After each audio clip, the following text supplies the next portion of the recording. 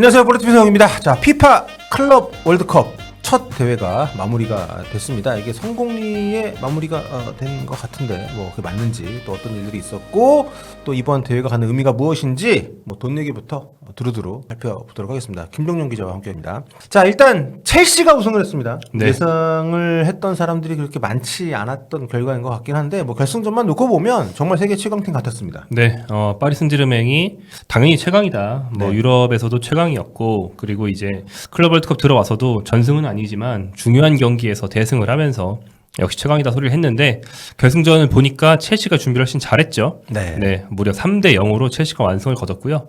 파리 생제르맹은 좀 수비 불안. 네, 뭐 앞선 8강에서 좀 센터백 두 명이 퇴장 당하면서 수비 불안이 좀 있었는데, 이게 이제 레프트백으로 전이가 됐는지 세계 최고 레프트백이라고들 하던 누누 멘데스가 실수를 좀 했고, 그러면서 이제 무너졌습니다. 반면에 이제 첼시 공격에서는 대회 도중에 영입한 주앙 페드로 이 선수가 4강과 결승에서 연속으로 득점을 하면서 대회 도중 현질, 대회 도중 강화가 가능한 이 특이한 대회가 어떤 그 성격을 단적으로 드러내는 진풍경이 나왔어요. 네, 결승전에서 콜 파머 선수가 이제 굉장히 중요한 활약을 하면서 우승의 견인차 역할을 했고, 이제 주앙 페드로 선수의 그 대회 도중에 영입이 된 굉장히 이제 진기한 풍경이 우승에 또 큰 역할을 했습니다. 자, 일단 파리 같은 경우는 이제 전관왕에 도전을 하던 중이었기 때문에 이제 기록은 좀 깨졌네요. 네, 일단 이거 이기고 그 다음에 웨파 슈퍼컵에서 네. 토트넘 잡으면 전관왕이었거든요. 그렇죠.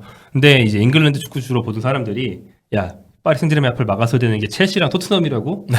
조졌네. 다들 이렇게 얘기했었는데 아니었습니다. 네. 예, 이제 파리 생제르맹이 일단 전관왕은 이미 실패했고, 그 다음에 이제 웨파 슈퍼컵에서 토트넘과 상대를 하게 되겠죠. 네, 오피셜리 월드 챔피언입니다. 네. 이제 첼시가 이번 대회에서는 사실 뭐 모든 대륙팀들이 참가를 했기 때문에 진정한 월드 챔피언을 가리는 대회다. 뭐 상대적으로 좀 이슈몰이가 좀 덜 됐고, 또 이제 비시즌이어야 하는 시기에 진행이 된 그런 유럽 팀들 입장에서는 좀 경기력에서 좀 아쉬움이 좀 있었겠습니다만, 뭐 이것저것 다 떼놓고 이 대회 집중해서 보면 남미 팀들, 그리고 아시아, 뭐 정확히 얘기하면 이제 사우디, 이런 팀들의 선전이 돋보이는 그런 대회였습니다. 네, 뭐 전력상으로 유럽이 절대적인 강세에 있는 시대이기 때문에 한 8강쯤 가면 유럽만 8팀 있겠지, 나머지 대륙은 들러리겠지, 이런 얘기했는데 생각보다 훨씬 선전했고요. 16강을 봤을 때 유럽 9대 비유럽 다 합쳐서 7, 거의 한 반 정도가 이제 유럽이 아닌 팀이었고, 황금 분할이 됐죠. 그렇죠. 네. 8강으로 봐도 유럽은 5팀, 비유럽이 3팀, 그중에 이제 아시아의 사우디 아릴랄 1팀, 그 남미에는 브라질의 플루미넨시와 파우메이라스 2팀, 이렇게 3팀이 8강에 올라오면서 그중에 또 4강까지 간 플루미넨시도 있었고요. 상당히 유럽이 아닌 대륙들이 선전을 하면서 우리 저력 있다, 우리 돈 많은 니네 유럽한테 무조건 지는 거 아니다, 증명을 한 그런 대회였습니다. 그렇습니다. 알힐랄 같은 경우는 이제 대회 앞두고 챔피언스리그 준우승팀 감독인 시모네 인자기 감독을 또 선임을 하면서 굉장히 또 주목을 받았는데, 대회 들어와서도 맨체스터 시티 격파를 하면서 이게 아마 이번 대회에서는 가장 큰 좀 화제였죠. 네, 뭐 이변이기도 하고. 그리고 4강에 올라갔던 플루미네시는 16강에서 이제 챔피언스리그 준우승팀인 인테르 밀란을 또 격파를 좀 했었고요. 그리고 이제 유럽 무대를 떠난 왕년의 선수들 상당히 좀 많이 이번 대회에 참가를 해서 또 그런 선수들의 변함없는 클래스를 보는 재미도 좀 있었고요. 전체적으로 유럽 챔피언스 리그만큼의 뭐랄까요, 좀 대회 위험이라든가 상품성은 아직 없지만 클럽 월드컵 나름의 의미가 무엇인지에 대해서 한번 좀 곱씹어 볼 수 있게 하는 그런 대회가 아니었나. 특히 이제 메시도 나왔고요. 인터 마이애미 소속으로 이제 북중미를 대표해서 나왔기 때문에. 16강 갔죠. 그렇죠. 자, 근데 이번 대회에서 가장 주목을 할 만한 것은 뭐 축구적인 부분이 다 떠나가지고 일단 돈입니다. 뭐 대회 전부터도 엄청났지만 일단 우승팀 첼시가 벌어들인 돈이 진짜 엄청나더라고요. 네, 대부분의 보도가 여기에 집중되어 있는데, 일단 확실하게 말씀드릴 수 있는 거는 보도마다 조금씩 다릅니다. 네. 보도마다 조금씩 내용이 다른데, 제일 공신력 있다고 생각되는 외신 몇 개를 조합을 해봤어요. 그리고 단위가 달러인 걸로 골랐습니다. 네. 파운드인 건 한번 환산한 것이기 때문에. 그랬을 때 첼시가 가져가는 상금은 1억 1,600만 달러, 한화로 약 1,600억 원 야. 정도인 것으로 추산이 됩니다. 한 달 바짝 일해가지고 네. 1,600억 원. 물론 요즘 이적 시장이 좀 워낙 값이 높아졌기 때문에 선수 한두 명 사면 날아갈 수 있는 돈이기도 하지만, 사실 한 달 동안 이 돈을 버는 것은 축구계에서도 굉장히 불가능 아닙니까? 그럼요. 네. 네, 거의 뭐 있을 수 없는 일인데 그만큼 벌었고, 이것은 대회 총 상금이 무려 10억 달러, 그러니까 1조 3,792억 원, 네. 1조가 넘는다는 거예요. 네. 이만큼의 상금을 걸고 한 대회였기 때문인데, 그 중에 이제 대회에 나오기만 해도 주는 참가비, 네. 이게 좀 높아야 애초에 팀들이 우리 안 나갑니다 이런 거부를 안 할 거 아니에요. 그래서 참가비가 반이 좀 넘습니다. 5억 달러 좀 넘는 돈이 참가비로 쓰였고 네, 거의 절반이 네. 이제 출전하는 팀들에게 기본적으로 배분하는 그런 상금으로 들어갔다 보시면 되겠고요. 5억 달러가 조금 안 되는 돈을 이제 경기 결과별 또 이제 진출별 상금으로 걸어 놓았던 것이고, 그래서 참가비만 놓고 봤을 때 유럽의 강팀들은 500억 원이 넘는 참가비, 나오기만 해도 500억 원을 그냥 쏴드립니다. 일단 오세요. 저기 대륙별 가중치가 좀 있더라고요. 네. 예, 최약체인 오클랜드 시티, 오세아니아의 오클랜드 시티는 80억 원. 근데 사실 오클랜드 시티의 어떤 구단의 규모를 생각해 보면 네. 저게 엄청난 돈이긴 해요. 그렇죠. 사실상 세미프로 팀이기 때문에 참가한 선수들의 뭐 직업도 이슈가 많이 되기도 했었는데. 다 본업들이 있는. 그렇죠. 그리고 이제 울산 현대가 이제 대한민국에서는 유일하게 이 대회에 참가를 좀 했는데, 이 대회가 상금 배분이 이제 승점에도 좀 이렇게 좀 배분이 되잖아요. 근데 울산이 전패를 했기 때문에 네. 그러니까 기본 요금밖에 못 받고 왔습니다. 참가비만. 네. 그래서 이제 오클랜드보다는 많은데 그게 한 132억 원 정도 됩니다. 그래도 엄청나죠? 그쵸. 첼시하고 뭐 생각보다 큰 차이가 안 나네요. 한 뭐 11배? 12배? 얼마를 생각하셨길래? 네? 어디, 야, 이 정도면 진짜. 12배 정도. 그쵸. 울산 HD가 사실 성적이나 또 이제 한국 축구 팬들이 굉장히 아쉬워했는데, 그런 것에 비하면 정말 엄청난 그런 돈을 벌어들였다. 이렇게 생각할 수 있을 것 같습니다. 자, 일단 B클럽들 입장에서는 그 프리시즌을 좀 포기해야 되는 면도 있고, 그리고 선수들이 휴식을 충분히 못 취하기 때문에 이제 한 달밖에 안 남았습니다. 프리미어리그 기준으로 봐도 개막이. 리스크가 상당한 대회죠. 그렇죠. 좀 새로운 시즌에 대한 추열이 분명히 많이 좀 있는 대회이기 때문에 분명히 뭐 여러 가지에 얻는 바가 좀 있어야 되는데, 우승팀인 첼시 기준으로 어떤 하이 리스크 하이 리턴 대회에서 어떤 리턴이 있었는지 네. 살펴보면요. 일단 위에 말씀드린 우승으로 인한 상금이 당연히 있겠죠. 그렇죠. 그래서 가장 크죠? 네, 이 대회를 위해서 선수 영입을 좀 급하게 한 면들이 있기 때문에 그 이적료를 즉시 상환했다. 단적인 예가 이제 주앙페드로인데 네. 대회 도중에 6천만 유로 영입됐거든요. 근데 영입되자마자 결승 진출을 이끌었어요. 근데 결승 진출로 인한 상금이 그의 영입 시 이적료의 3분의 1 정도 됐습니다. 이적료 쓴 거의 3분의 1을 두 골 넣고 바로 상환. 네. 약간 이런 느낌이었고요.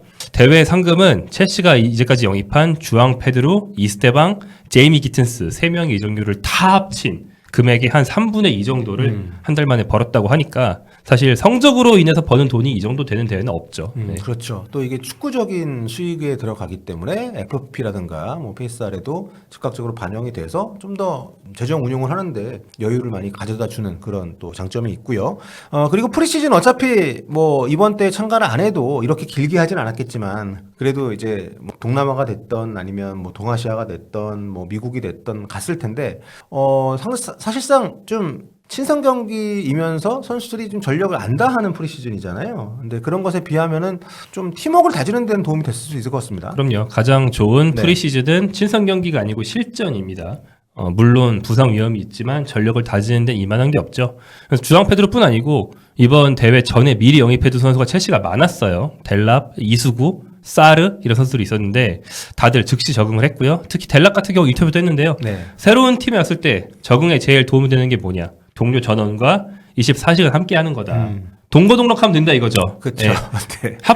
합숙이 최고다. 네. 예, 어디 연수원 들어가고 수련원 들어가는 것처럼. 그래서 이제 영입되자마자 연수원 들어간 셈이기 때문에 서로 알아가는데 큰 도움이 됐다. 이렇게 얘기를 했습니다. 제가 저런 마인드를 갖고 있어서 1년에 한 번씩 워크숍을 갔었는데, 네, 아무튼 그 생각이 나네요. 자, 첼시 같은 경우는 사실 이런 여러 가지 이제 그 반대급부를 걱정하는 시선들이 많이 있었기 때문에 데뷔를 좀 잘 했던 것 같습니다. 뭐 이번 대회도 필라델피아, 뭐 마이애미, 뉴욕 상당히 좀 캠프 이동도 많았었고, 또 날씨도 워낙 더웠기 때문에 선수들의 체력적인 부분, 또 부상에 대한 우려, 걱정이 됐었는데 준비를 상당히 잘했더라고요. 네, 장기전을 미리 예상하고 훈련 강도를 너무 높이기보다는 휴식 위주.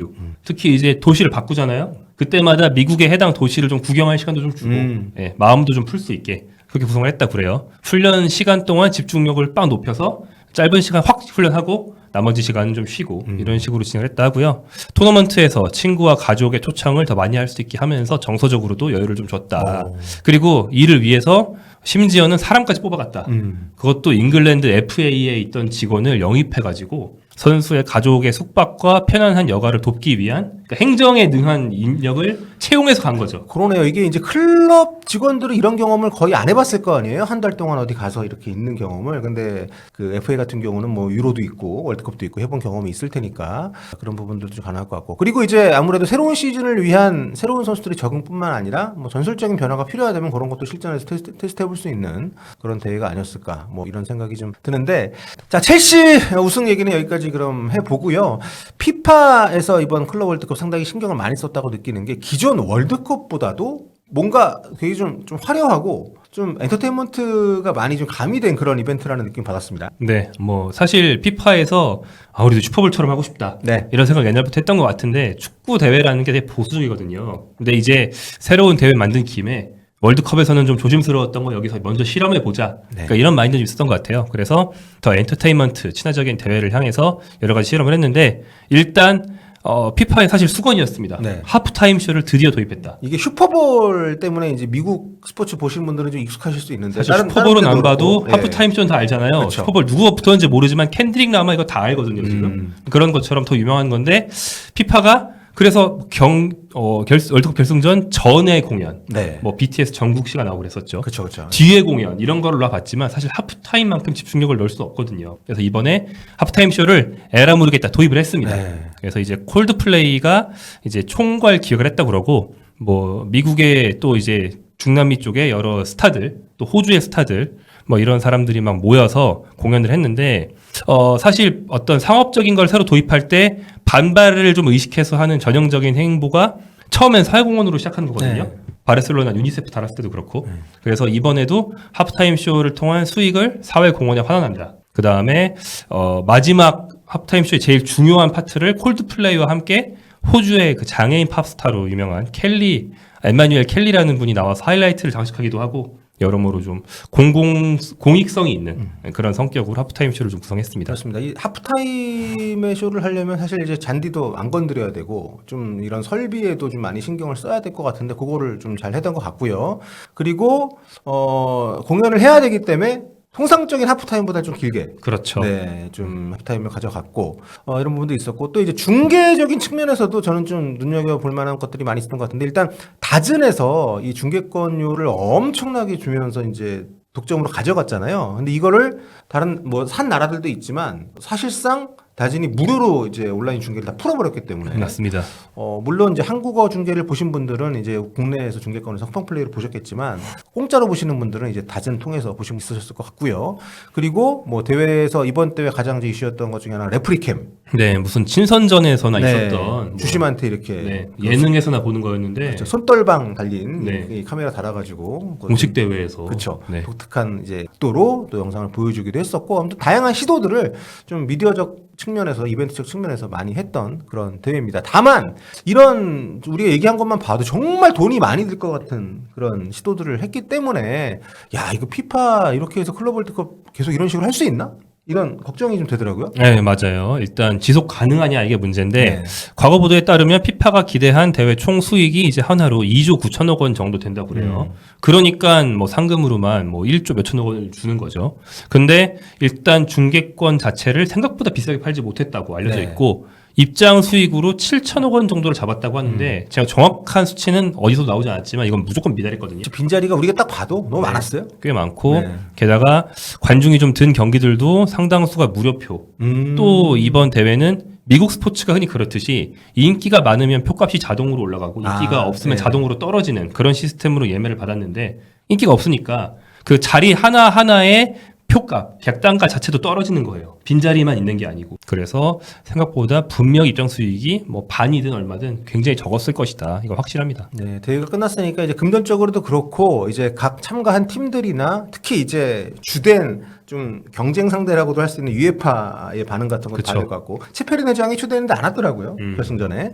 니들끼리 해라. 네, 그래서 이런 규모의 대회가 4년마다 한 번씩 과연 진행이 될 수 있느냐 이 부분에 대해서는 얘기가 좀 계속 좀 평가 분석이 뒤따를 것 같습니다. 자, 일단 우리 여기 한국이니까 여기 이 대회에 참가한 한국 선수들의 성적표를 간단하게 좀 정리를 해보도록 하겠습니다. 네, 뭐 참가한 선수는 많은데 사실 좀 아쉽습니다. 네. 네, 일단 강팀에서 참가한 이강인 선수는 뭐 간만에 PK 한 골 넣긴 했지만 대체로 파리 생제르맹 후보였고 있었고 결승전에도 못 나왔어요. 네, 김민재 선수는 부상 회복하면서 엔트리에 잠깐 들었던 게 전부. 그러니까 부상 회복 캠프였어요, 그냥. 네, 그렇죠.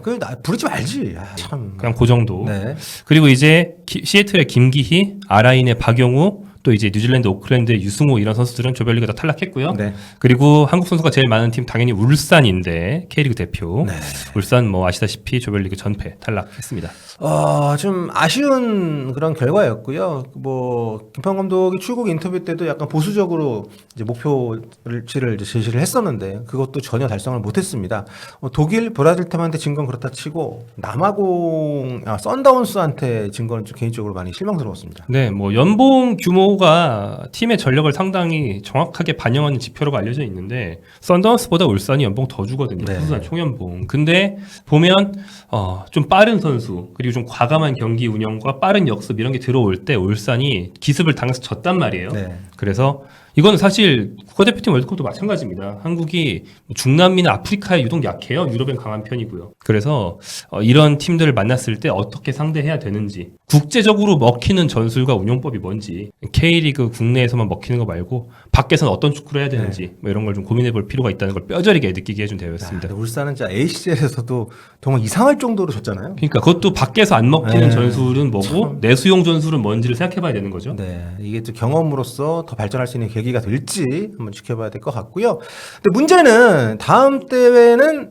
K리그 팀이 없을 가능성이 굉장히 지금 높다고요? 아, 높죠. 예, AFC에 티켓이 4장 주어져요. 네. 4년마다 한 번 하는 대회라서 기본적으로 ACL 엘리트 매년 우승팀 4팀이 가져가는 거예요. 네. 그러니까 25년, 26년, 27년, 28년 아시아 챔피언스리그 엘리트 우승팀이 참가하기 때문에 이미 알아흘리 한 장은 그쵸. 돼 있고 이제 우승을 해야만 되기 때문에 우승팀이 겹치게 되면은 또 AFC 포인트를 통해서 뭐 병을 하겠지만 네. 지금 보니까 광주가 K리그 팀에서 가장 높은데 9위더라고요. 네. 네, 뭐 쉽지 않습니다. 그러니까 ACL 엘리트 리그 우승을 해야만 다음 클럽 월드컵 나갈 수 있기 때문에 쉽지 않아 보이는 건 사실이네요. 아니면 뭐 네. 포인트에서 뭐 이제 우승팀 빼고 최고 포인트로 네. 나간다 이렇게 하려면 앞으로 4년 동안 3년 남았죠. 3년 동안 ACL 엘리트에서 진짜 막 4강, 8강을 그쵸. 매번 가는 정도의 성적을 내야 그쵸. 되게 고평가를 받으면서 포인트로 나갈 수 있는 거거든요. 또 한 팀이. 네. 네. 그러니까 지금 정도 8강에 겨우 한 팀 갔는데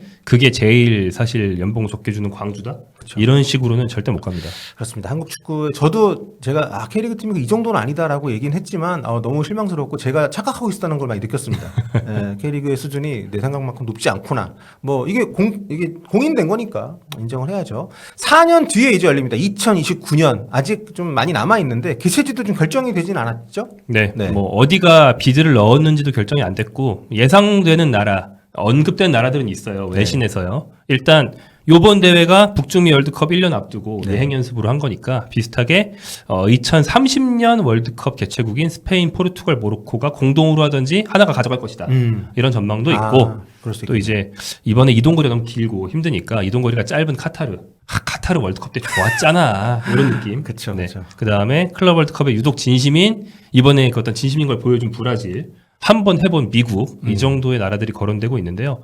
어디서 할지는 모르겠습니다만 한국 팀을 거기서 보는 것은 지금보다 훨씬 분발해야만 가능하다. 그러네요. 아까도 김정희 기자 얘기한 것처럼 아시안에 그러니까 나라 밖에서의 경쟁력, 뭐 전술적으로도 그렇고 여러 가지 면에서 우리가 좀 더 갖춰야만 이런 정말 그 돈 엄청 몰아주는 이 대회에 참가할 수 있는 자격이라도 가져갈 수 있다. 네, 뭐 네. 참가만 해도 한 130억, 뭐 최대는 뭐 1,600억 주는 아우, 대회인데 돈도 돈이지만 우리가 국가대표팀 월드컵에서는 꾸준히 나가는 뭐 연속 진출 순위로 전 세계 6위 이 정도로 있는 거의 늘 나가는 나라잖아요. 그렇죠. 예. 클럽 축구가 물론 그 많은 경쟁력 갖기 쉽지 않지만 한국의 중요한 선수들은 외국으로 진출하니까요. 그래도 어느 정도 경쟁력을 보여주려면 한 팀 정도 나가는 그런 리그로 어떻게 하면 남을 수 있을지 고민이 많이 필요한 것 같습니다. 그렇습니다. 이제 외국팀 소속으로 나오는 선수들이야 뭐 있겠지만 자, 한국팀 K리그 팀의 출전이 다시 한번 이뤄질 수 있는 그런 클럽 월드컵 2029년에 기대를 하면서 첫 번째 피파 클럽 월드컵 결산을 마무리하도록 하겠습니다. 첼시 좋겠다.